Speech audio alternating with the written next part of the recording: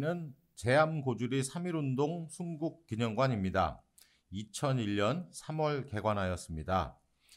현판에는 제암리 3.1운동 순국기념관이라 쓰여 있는데 제가 제암고주리 3.1운동 순국기념관이라 말씀드린 것은 잠시 후 설명에서 알 수 있습니다.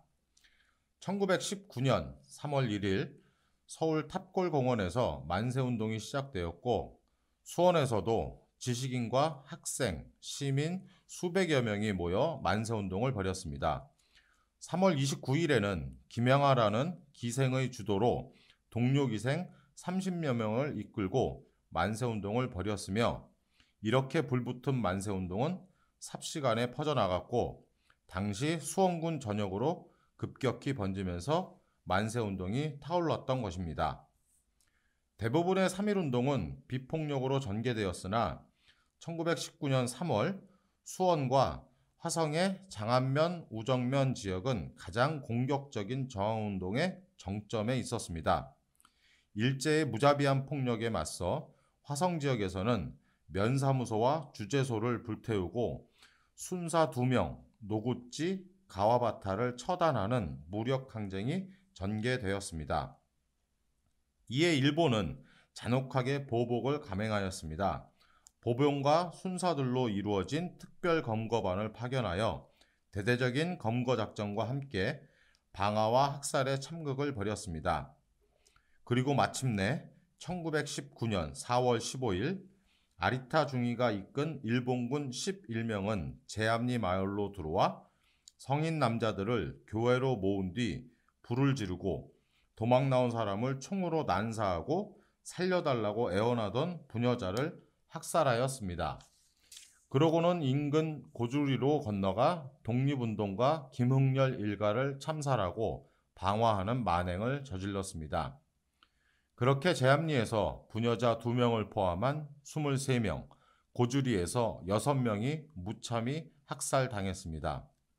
당시 현장이 완전히 불에 타 묻혀버릴 뻔한 이 사건은 화수리에서의 또 다른 주민학살 사건을 조사하던 캐나다 선교사인 스콜피드 박사가 이 사건의 소식을 전해 듣고 사흘 만인 4월 18일에 자전거로 현장에 찾아와 몰래 사진을 찍고 탐문하여 캐나다 선교본부에 보고서를 보내어 일제의 만행을 전 세계에 폭로하였습니다. 이후 스코필드 박사는 1920년 일제에 의해 강제 추방되었다가 1959년 한국으로 영구 귀국하여 1970년 82세를 일기로 생을 마감하였습니다. 일제는 화성지역 독립운동의 근거지를 무너뜨리고 3.1운동 확산을 저지하고자 제암고주리에서의 만행을 저지른 것입니다. 이때 돌아가신 선열들의 항일 애국정신을 기르고 독립운동의 정신을 이어받고자 제암고주리 3.1운동 순국기념관이 세워졌습니다.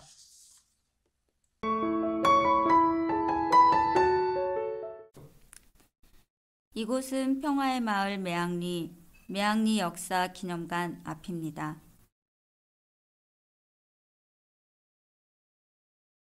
매앙리는 매화꽃 향기가 퍼지는 동네라는 뜻인데 이름과는 다르게 6.25 한국 전쟁의 아픔을 그대로 간직한 곳이기도 합니다. 6.25 전쟁이 한참이던 1951년 8월부터 2005년까지 54년간 미군의 공중폭격 훈련장으로 이용되었던 곳으로 앞바다의 농섬을 해상 표적으로 삼아 자동차나 컨테이너 박스 등을 갖다 놓고 타격 연습을 하였습니다. 1954년부터 사격장 주변 지역에 미군이 본격적으로 주둔하기 시작하면서 타격 지점을 알려주기도 하고 비행기에서 사격이 끝나면 그 결과를 알려주던 곳이 매앙리 사격장, 즉 쿠니 사격장입니다. 쿠니 사격장은 1955년에 설치가 되었고 1980년에는 해안 지역 농지를 추가 증발하여 690만 평 규모의 해상 사격장과 29만 평 규모의 육상 사격장, 총 719만 평으로 확장되었습니다. 여기서 쿤이란 이름은 이곳 지명인 고은이를 영문 표기한 발음인 것입니다. 군위 사격장 일대는 구릉지이고 안개 끼는 날도 거의 없으며 해상과 육상 표적물을 동시 운영이 가능한 아시아 지역 최적의 공군 사격장으로 주한미군뿐만 아니라 아시아 주둔 미 공군기의 폭격 훈련장으로 활용되었습니다. 주말과 공휴일을 제외한 거의 매일 매년 250일 동안 폭격 훈련을 실시한 것입니다. 농섬 위에서 폭탄을 떨어뜨리는 폭격 연습도 있었지만 능선 바로 위에서 비행기가 저공으로 진입하여 하는 기총 사격 훈련도 자주 했으며 언덕 위에서 손을 뻗으면 닿을 것 같을 정도로 아주 낮게 지나기도 했답니다. 이 군위 사격장의 운영으로 매항리 주민들은 극심한 생명의 위협과 공포를 겪어야 했으며 농지를 증발당하는 등 재산권의 침해와 동행의 피해도 너무 심하여 농사도 마음대로 지을 수 없는 상태가 되었고 비행기 소음과 폭격, 사격의 소음, 그리고 수시로 벌어지는 야간 사격과 조명탄으로 마을 주민들과 기르던 가축들은 심한 스트레스로 기형이 발생하고 자살을 하기도 했으며 또한 불발탄으로 크게 다치는 등 오발에 맞아 죽기도 하였습니다. 1987년 6월 민주항쟁으로 인한 한국 사회의 변화에 힘입어 감춰져 있던 많은 사회 문제들이 분출되었고 이곳 주민들도 1988년에 미 공군 폭격 훈련장 폐쇄를 위한 주민대책위원회를 만들어 사격장을 완전히 점거하고 농성에 들어가면서부터 이곳 농섬의 아픔을 세상에 알리게 되었습니다. 그러던 와중에 2000년에 오폭 사건이 발생하여 주민 6명이 또 부상을 당하고 주민들의 계속된 투쟁과 노력으로 2004년 3월에 주민의 첫 승리가 이루어졌으며 2005년 8월에 드디어 매항리 사격장은 완전히 폐쇄가 되었습니다. 17년간의 긴 싸움의 여정이었죠. 이제 이곳은 매화꽃 향기 가득했던 평화로운 마을로 다시 태어나기 위해서 매항리 평화를 기원하는 전시장과 농섬 주변에 2017년 유소년 야구장인 화성드림파크를 개장하였고 2021년 매항리 평화생태공원이 곧 완공 중에 있습니다. 포염 대신 매화꽃 향기가 날리는 마을, 전쟁과 파괴가 아닌 생명과 평화의 마을, 매항리로 새롭게 찾아가고 있습니다.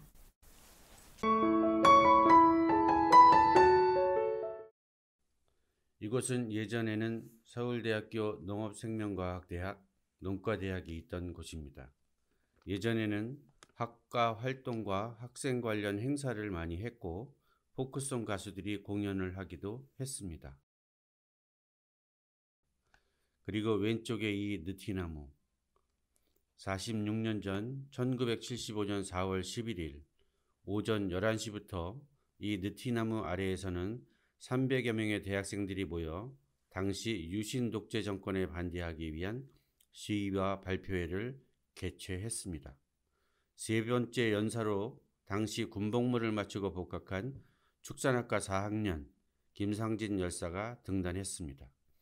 그는 자신이 직접 작성한 양심 선언문을 낭독하고 마침내 품고 있던 칼로 자신의 배를 찔렀습니다.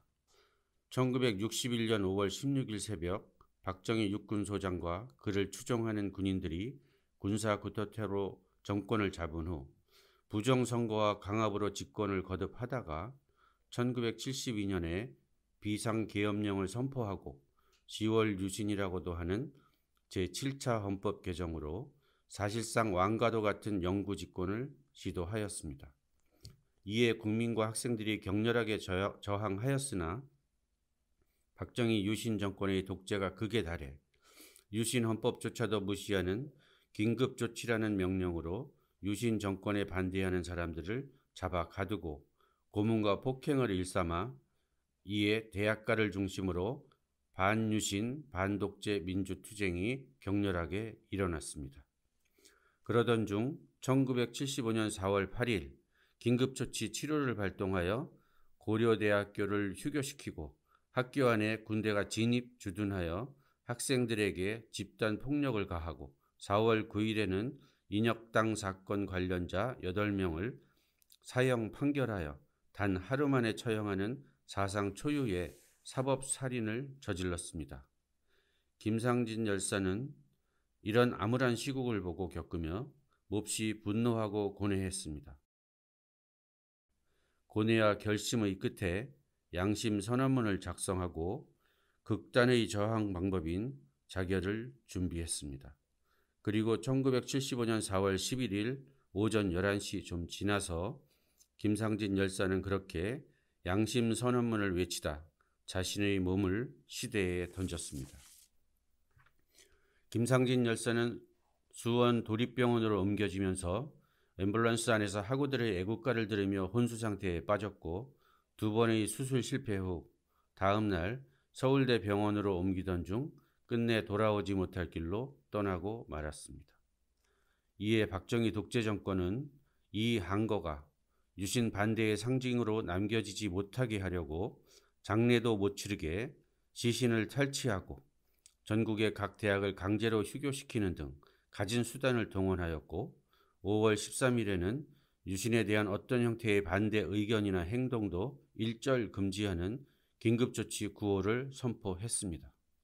그러나 서울대생 1천여 명은 5월 22일 오후 1시 관악 캠퍼스에서 열렬히 김상진 열사 장례식을 거행하였고 긴급조치 철폐를 외치며 대규모 시위를 벌여 29명의 학생들이 구속되고 제적당하기도 했습니다. 이 사건은 훗날 학생운동사에서 522 사건으로 불리고 있습니다. 그 후 4년 6개월이 지난 1979년 10월 26일 밤 박정희 대통령은 부하의 총에 맞아 유신 독재 체제는 드디어 종말을 맞았습니다. 고 김상진 열사는 양심 선언문을 선포하며 자결을 했습니다. 도대체 양심이 무엇일까요? 양심이란 어떤 일의 옳고 그름을 판단할 때 그렇게 행동하지 않으면 자신의 인격적 존재 가치가 허물어지고 말 것이라는 강력하고 진지한 마음의 소리, 그리고 사물의 가치를 변별하고 자기의 행위에 대하여 옳고 그름과 선과 악의 판단을 내리는 도덕적 의식이라고 합니다. 그러니까 당시 상황을 비추어 볼 때 고 김상진 열사의 저항과 할복은 충동적인 것이 아니라 현실을 냉철하게 인식하고 많은 시간을 두고 생각한 끝에 실행에 옮긴 것이었고 자신이 이렇게 행동해야만 한다는 굳은 신념과 헌신이었던 것입니다. 바로 이곳에 고 김상진 열사의 뜻을 새긴 김상진 기념비를 세웠었는데 관악 캠퍼스로 다시 이천에 있는 민주화운동기념관으로 이전되었습니다. 지금 이 자리에는 표석과 안내판을 설치해 매년 이 자리에서 추모제와 가족 한마당 행사를 열고 고 김상진 열사를 추모하고 있습니다. 오늘날 우리들은 이렇게 밝은 하늘 아래 세상을 살아가면서 고 김상진 열사의 숭고한 희생과 의미를 민주주의와 함께 기억하고 승화시켜 나아가야 할 것입니다.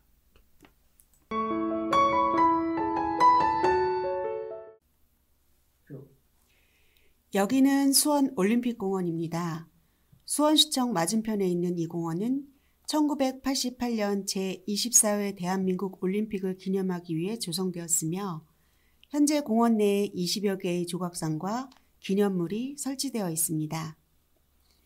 여러분 앞에 보이는 소녀상이 바로 수원 평화의 소녀상입니다.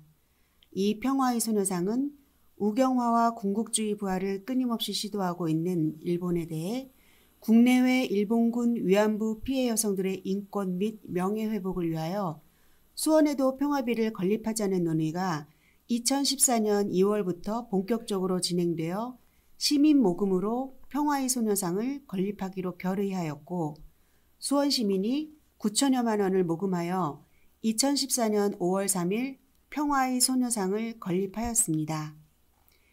이 소녀상은 한복을 입은 13에서 15세 정도의 소녀상이지만 그림자는 할머니의 모습을 하고 있고 그림자 속에 하얀 나비, 소녀의 댕기머리가 아닌 뜯겨진 머리카락, 꼭 쥔 손, 땅에 딛지 못한 맨발의 발꿈치, 어깨 위의 작은 새, 그리고 빈 의자가 놓여 있고 김복동 할머니의 친필인 평화비가 새겨져 있습니다. 이곳에서는 매월 첫 번째 수요일 정오에 수원 수요문화제를 열어서 일본군 성노예제 문제 해결을 위하여 꾸준히 활동을 하고 있습니다. 수원에도 일본군 성노예제 피해자인 안점순 할머니께서 인권운동가, 평화활동가로 일본군 성노예제 문제 해결 운동에 적극 참여하셨고 일본 정부의 위로금 수령 거부와 합의 무효를 주장하셨습니다. 안점순 할머니는 2018년 3월 30일 90세의 일기로 돌아가셨으며 일본으로부터 사과를 꼭 받고 싶다는 것이 마지막 소원이셨습니다. 평화의 소녀상 오른쪽에 새겨진 비문에는 당시 수원에 살아계시던 안점순 할머니께서 좋아하는 용담꽃과 위안부 할머니들의 증언이 담겨 있어요. 용담꽃은 슬픔을 정의로 승화시킨 수원의 안점순 할머님의 상징꽃으로 꽃말은 당신이 힘들 때 나는 사랑한다 라고 합니다. 그렇게 오랜 세월 자신의 생각과는 상관없이 일본군으로부터 고통과 피해를 받아오셨으면서도 진정한 평화와 정의를 위해 평생을 노력하는 피해 할머님들께 감사드리고 더 늦기 전에 지금이라도 일본은 성노예 피해 할머님들께 사죄하고 보상하여 용서를 빌어야 할 것입니다. 수원은 평안북도 의주, 황해도 수안, 경기도 안성 지역과 더불어 전국 4대 3.1운동의 최대 발발지로 알려져 있습니다. 그리고 수원에는 수원 기생들의 만세운동을 주도했던 기생 김향화와 수원의 유관순이라 할 이선경, 김세환 선생과 김정식, 염석주 선생 등 많은 애국지사들이 태어난 곳입니다. 그리고 수원 지역의 대표적인 근대 교육자이며 독립운동가로 노블리스 오블리제를 실천한 인물이 바로 필동 임면수 선생입니다. 임면수 선생께서는 여성 교육을 위하여 현 매양정보 중고등학교의 부지로 자신의 토지와 과수원 등을 희사하고 1903년에는 3.1학원을 설립하였고 국채보상운동을 이끌었으며 1911년에는 만주 서간도로 망명하여 양성중학교를 개교하여 교장으로서 독립군 양성에 기여하였습니다. 1910년대 중반에는 부민단의 결사대에 가담하여 항일투쟁을 전개하시던 중 일제에 의해 체포되었다가 탈출을 하셨으나 1921년 2월경 만주 길림에서 다시 체포되어 평양으로 압송되었고 모진 고문으로 전신마비가 된 채 고향인 수원으로 돌아오셨고 1930년 11월 29일 56세로 순국하였습니다.